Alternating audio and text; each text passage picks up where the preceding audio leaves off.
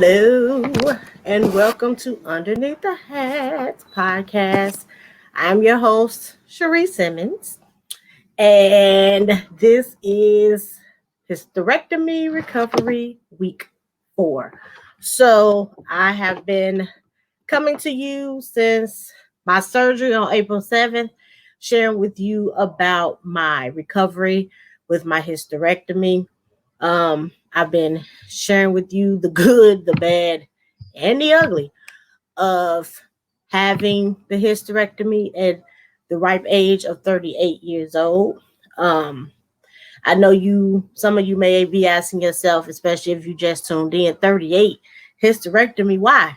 Well, if you read my book, it's that size for a reason. My journey through infertility, available on Amazon and wherever books are sold, along with my other book, Underneath the Hat. They both, this book, that book, gives you insight on how I even came to have the hysterectomy just a month ago. So go ahead and check that out, but it really gives in detail. And also, if you check out my Underneath the Hat YouTube page, you'll be able to see past videos of me going through the IVF cycles and all of the different things I had to do to go through that. And then finally, it ending in the hysterectomy. So this fourth week has been a little easier. I'm getting better the more and more I go. And sometimes I have to tell myself to sit down because I end up doing a little bit too much and stuff starts to hurt. So I did have that happen to me this week where I was moving stuff and trying to clean up stuff, spill some stuff up, and I started to get pains in my abdomen area. But I really think it had to do with my diet.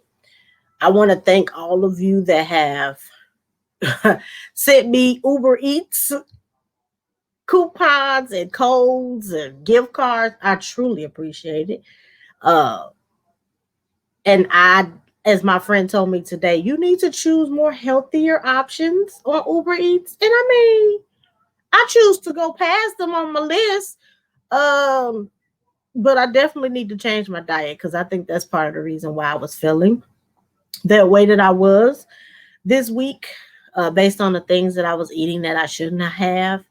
And it was also affecting my digestive system because part of my surgery, they had to they couldn't remove the entire cervix during the hysterectomy because part of it was attached to my rectum.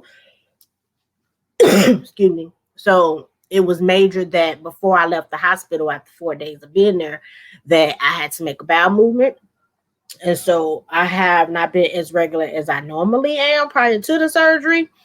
It's starting to pick up now, but I do know it's because of some of the things that I've been eating. So I'm definitely going to watch my diet. I've actually decided to go back and do the 40-day fast that I did at the beginning of the year with my church fellowship, Missionary Baptist Church. We did a 40-day fast. So I won't actually do the fast, but the food intake that was required of us, no breads, no fried foods, no sugars. Yeah, those are the three major things. So I'm going to do that as soon as I come back from this trip that I'm taking tomorrow. I'm going to take a break and go see my godfather in Miami, celebrate his retirement from 31 years and to just get away for a little bit. This is actually going to be the first trip that I take my laptop. I've never taken my laptop on a trip. But God has told me today, take your laptop. It's some work I need you to do. So this isn't really one of my normal trips where I'm going on excursions and making memories and doing something crazy like jumping out of planes or swimming with dolphins, even though I'll be in Miami. I might not even ever see a beach, but I think I just need a change of scenery so that God can tell me what it is that he needs to tell me and show me what it is he wants me to do. And that's going to start by me taking my laptop and doing some work. So this isn't, it is a pleasure trip, but I think it's more so business for God to tell me what it is he wants me, continue to tell me what he wants me to do. Besides my diets and the pain, the little cramping I was feeling, I was scheduled to come on my period a couple of days ago. That hasn't happened. So um, that's one of the upsides to me of having a hysterectomy is no more periods. So that is a plus. I was told by my doctor if I did notice any spotting or anything to let her know. So I haven't noticed anything. So um, that's good. But uh, I did have an emotional breakdown just last night.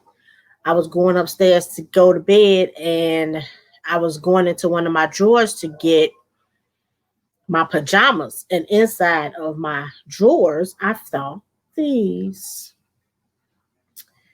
I had actually purchased these at the beginning of the IVF cycle 3 to 4 years ago. And so these were folded and tucked away inside one of the drawers. And when I saw it, I just broke down and started crying because it was just a reminder of what won't happen. So that is the first time I broke it down, I think since the first or second week. Um,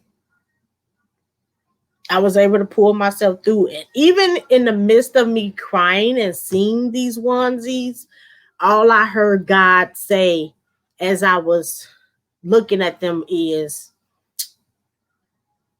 it's something bigger. It's something bigger. It's something bigger. That's all he kept saying to me. And the tears stopped flowing eventually. But he kept saying it's something bigger. It's something bigger. It's something bigger. I don't know what it is.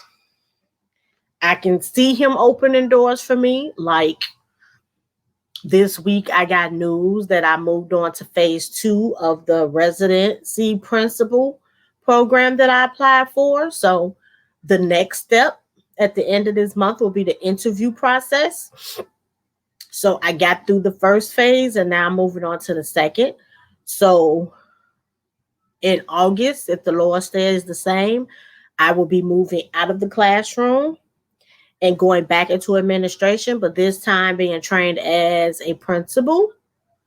And I know that that is one of the bigger things that God is talking about, because I'll be able to touch more children than the children I could have had biologically. And so I'm just excited for what's about to come. I never wanted to be a principal. And honestly, because I didn't like the whole politics of it. And I mentally and emotionally wasn't ready for it. But after 7 years of being back in the classroom, after being an assistant principal for 2, God has built me up to be ready for this. And when he told me the day I decided to apply for the program, it's time. You're ready for this. It's time. So I'm going to move when he tells me to move and be ready for whatever opportunities he opens. Also, the school that I've been working with for the past year and a half, Catherine G. Johnson's theme school for girls, where they've been preparing me to be the assistant education officer, which is the assistant principal, and ultimately the principal of the school. We're preparing to do a STEAM summer camp for girls in July. And I was just informed this week, after going back to attending meetings, that I'm the camp director. So I've been helping them plan this camp, thinking I was planning it for somebody else. And lo and behold, they want me to be the camp director. So this week, things have just been happening. Things have been moving. Bigger is showing up and is coming. And I'm just going to continue to listen to what God wants me to do. Yes, these onesies represent what, and notice there's two of them because I wanted two babies, and but I know that He's going to bless me abundantly, and I'll be able to touch the lives of more kids than the ones I could have biologically birthed. Just the things that He's birthed in me spiritually. The person I am spiritually now, oh my God. Just last year, I am totally different. I listen to Him more now. I hear Him better now. So even though this hysterectomy was what I first thought was a stumbling block, a roadblock, not even a hurdle, something that I could jump over. I'm now realizing that it was just a speed bump. Really, it was a red light. This hysterectomy was a red light. One of those long ones where you got traffic coming from 59 different directions and you wonder when is it going to be my time to go. Like that red light on 87th and Pulaski in Chicago. That one right before you get to Southwest Highway. There's a lot of lanes and stuff going on. And it seems like it's never going to end. But eventually it turns green when it's my turn. And I think this hysterectomy has been my time to stop, get myself together, heal myself, prepare myself emotionally, mentally, and spiritually so I can do His work. And His work may not be inside of a church. It could be inside of the school that I'm placed at as the resident principal. It's going to be inside the school that I'm allowed to be principal of the following school year and for years to come after that. It's going to be at this summer camp. It's going to be with my mentoring program, Young Ladies at All Times. It's going to be through the readers of this book and Underneath the Hat and other books that are being birthed. So I'm just excited for what's to come. Even though biologically I can't have children, the opportunities that He's allowing me to birth, the books, the programs, the schools, the ideas, the mentoring of other people is just, it's more than I thought that I was capable of doing. And so I want to encourage someone out there today who may have endured or gone through an event in your life and you feel like you're at a red light, or you felt like He put a whole boulder in your way. Trust me, if He brought you to that boulder, He's going to help you get around it. I just need for you to be patient. And my word for this year has been pivot. Pivot. Pivot. I have learned how to pivot this year. What I was expecting, the way I was expecting to go, the direction I was expecting to go, God had something else in mind. My goal has always stayed the same, but I just had to go in a different direction. The direction in which I was going was not the way He wanted me to go. And so I had to pivot. And so we all have been in a place in our lives where we've had to pivot. But you have to trust that He's going to lead you in the direction He wants you to go, and just follow Him. That's all I could say. Today, these last few hours, Lord have mercy, Jesus on high, has been a pivot situation for me. And has proven to me, just trust Him. Tell Him what you want and watch Him work. This morning, I got a phone call, and I'm not going to say what it was about yet, but it'll happen in a couple of weeks. But this phone call, because you know I believe in being transparent, and I'm going to tell you when it's time. But this phone call came this morning to confirm some stuff for me, and stuff that I thought was going to pivot me in another direction from that confirmation phone call. All I could say to the Lord this morning in the shower was, Thy will be done. I'm confused. I don't know. Should I go this way? Should I do that? Should I work on it? Should I not? I said that will be done. And literally 3, 4 hours later, God was showing me, this is what you need to do. This is what you need to do. This is what you need to do. And sometimes he will bring back things that you have gone through before. It'll be like deja vu. Stuff that you've already experienced with other people. He will bring that same scenario back to you, just with a different cast of characters. And that's just to let you know you've been through this before. You'll be okay. I need you to trust me. And so that's what I had to do. I had to accept what he was showing me and not try to read into it what I wanted to read into it. And just accept that this is the direction that he wants me to go. I had to pivot. Just a few hours before I got on there, I had to pivot. So just trust him. Just trust him. He won't steer you wrong. You may not understand it when it's happening, but he won't steer you wrong. So this 4th week has been eye-opening. And I know that if I were not still and my mind wasn't clear from work, that I wouldn't have been able to deal with these things the way that I'm dealing with them now. So this hysterectomy also was a way for me to sit back and relax and focus on what needed to be focused on. Sometimes God sits you down so you can deal with stuff. Because a lot of times we have so many distractions around us and we can't hear him. And sometimes he has to sit us down in order for us to hear what he is saying. And I'm listening. I am listening. And realizing that life is short. I don't have time to play around with people. And like I heard TD Jake say today, and I shared it on my Facebook page, you just got to let, when people walk out your life, let them walk. Please. So they can make room for something and somebody else.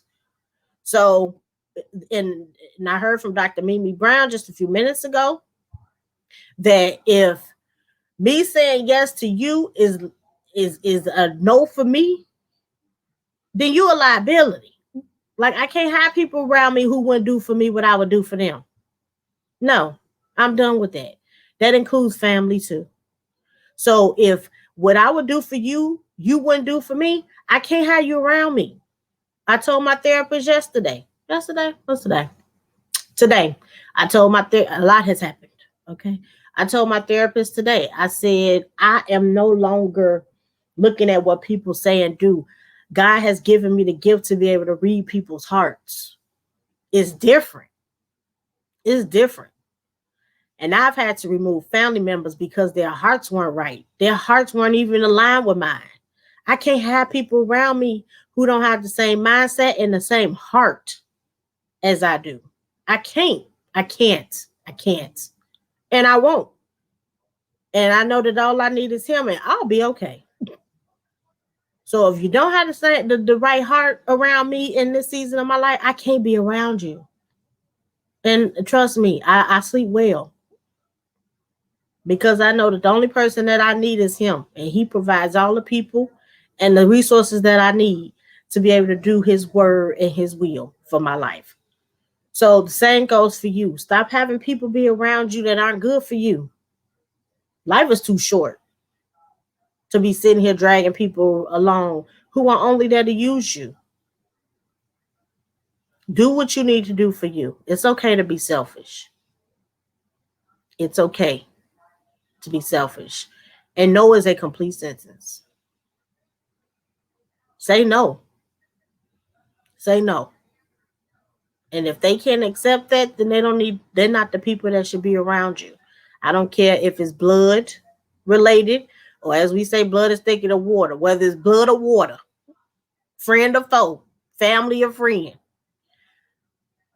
No is a full, complete sentence. And if they can't accept that, then you don't need to be around them. Take care of you first. Like I said at the end of every episode, remember to take care of yourself underneath the hat. We all wear different hats. And you have to make sure that you are taken care of first before you can take care of anybody else. So week 4 has been eye-opening. Eye-opening as far as my diet. Eye-opening as far as the people that need to be around me. Just an eye-opening experience. And God had to use a hysterectomy in order for some eyes to be opened and some hearts to be revealed. He may have removed my body parts, but he is definitely allowing me to see the heart organ of some people. And I appreciate him for it. I appreciate him for it. So again, I want to thank all of you for supporting me during this recovery. I have 4 weeks left before I go back to work. So I'm just excited for what's next. So I will come back to you next week to share how I've been healing thus far, how my trip was to Miami, and if God says so, revealing some things that I've been working on and will continue to work on. So remember, you can go and grab my books. It's That Size for a Reason, or Underneath the Hat, wherever books are sold. Amazon, if you type in my name, Cherie Simmons, both books will show up. So go ahead and grab those. They're easy reads, very entertaining. This one right here. And this one explains why the hysterectomy was needed in the first place. So don't forget to like and subscribe on YouTube, Underneath the Head Podcast. And if you don't have time to sit and watch the video, I'm on podcast as well. Anchor, Overcast, Spotify, Apple, Google, Breaker, and Pocket Cast. So check out those podcast platforms and you can hear this same episode as you're driving in your car or walking around the track, which I need to get back to doing. So again, thank you so much for supporting me and loving on me and praying with me and sending me Uber Eats. I'll make sure that I pick from the right menus this time. But again, like I always say, remember, take care of you. You are important. When you get on a plane like I'm about to tomorrow, when they give you that safety procedure, they say in the event of any problems, when the mask falls from the ceiling, put yours on first. Because you cannot help somebody else put their mask on if you passed out in your seat. It's okay to be selfish, to take care of yourself underneath the hat. Again, thank you so much, and I will see you next week. Happy Mother's Day to all the moms out there.